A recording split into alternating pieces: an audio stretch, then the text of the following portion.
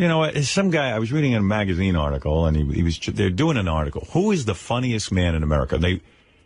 I should mention the guy's name. America's Greatest Humorist or something like that? Yeah, right. Did you read that article? I saw a headline. Yeah, it said, who is America's Greatest Humorist? So they start analyzing. They list some of the great names in our America here. They're talking about Woody Allen. Steve Martin, of course, they mentioned. They mentioned Larry David, who, is Curb Your brilliant. Enthusiasm, and they were saying, Seinfeld, yeah. The guy's name is, I'll tell you, greatest living American humorist. So the guy says, is it Trey Parker or the partner, Matt Stone, or whatever his name is?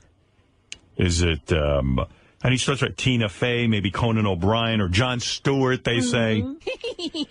Garrison Keillor. They're mentioning everyone. Don Rickles, or Carl Ryan. Who is the greatest humorist? And then the guy writes, the greatest humorist is Howard Stern. Wonderful. Now, wonderful.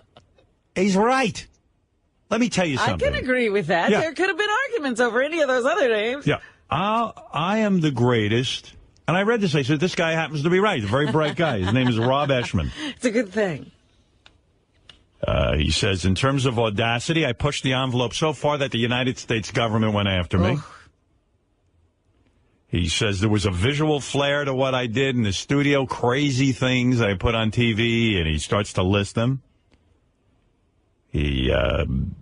He talks about verbal invention, doing 5 hours a day on the air for all these years, and he goes through some of the bits and some of the things, and talks about you guys in a very complimentary way.